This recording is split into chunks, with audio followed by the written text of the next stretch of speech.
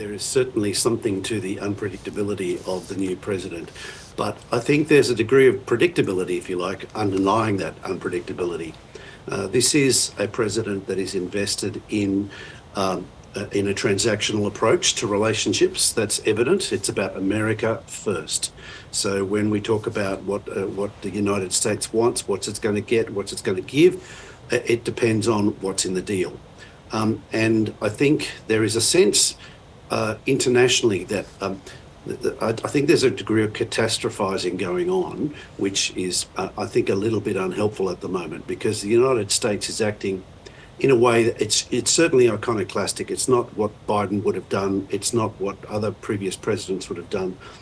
But it is an approach that it seems to be manifesting a multipolar mindset, which is that they're trying to respond to the rise of China. They're trying to cleave Russia off from China, and they're trying to make Europe stand up for itself and look after its own security and defence.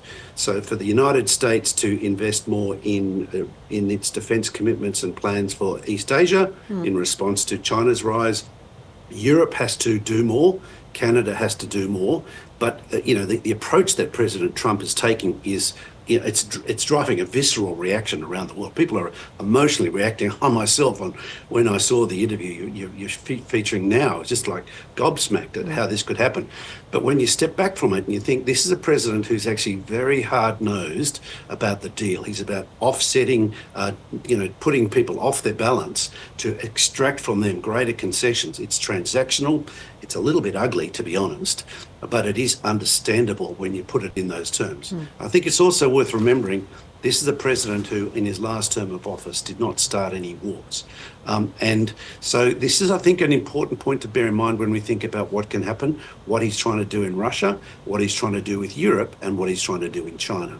And I think, so the implications for the Five Eyes is, I think, more sanguine. It's also important to remember that Britain did not join Australia and the US in the Vietnam War. They weren't cut out of the Five Eyes. Canada didn't join the United States and Britain and us in the war in Iraq in 2003. They weren't chopped out of the Five Eyes. Now, it got a bit icy there for a while. The relations got a bit tense. So the United States, it's fairly transactional about this. We talk about shared values. That's been the mateship, 100 years of mateship and all that, which is true to a point. But what drives this relationship is about interests, about the overlap of interests. And when it comes to the Five Eyes, there is an overwhelming utility for the United States of having its Five Eyes partners. We do things for them that they find convenient. Okay.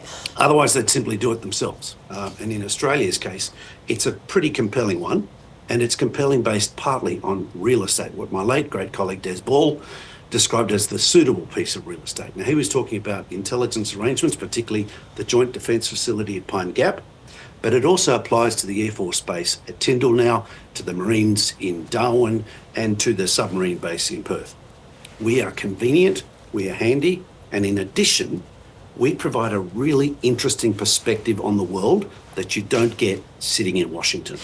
And by and large, intelligence practitioners, and you get this from the comments from J.D. Vance and the President, previous time he was in office, they get the utility of Australia. So I'm reasonably sanguine about what the prospects are. I guess the fear, John, is that President Trump could be persuaded to share intelligence with Russia, given his relationship with Putin. Is that a real risk?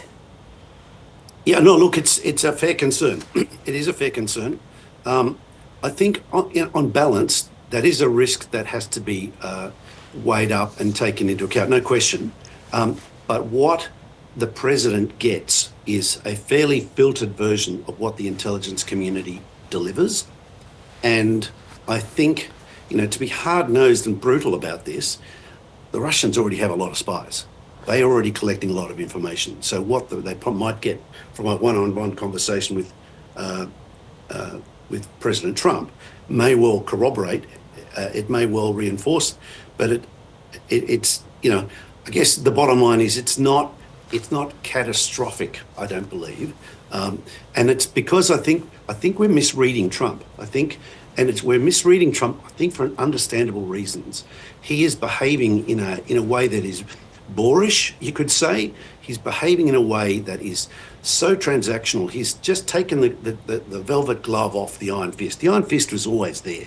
We always talked about values and shared values and all this kind of stuff, but it was always about America's interests. And for us, it was always about our interests too.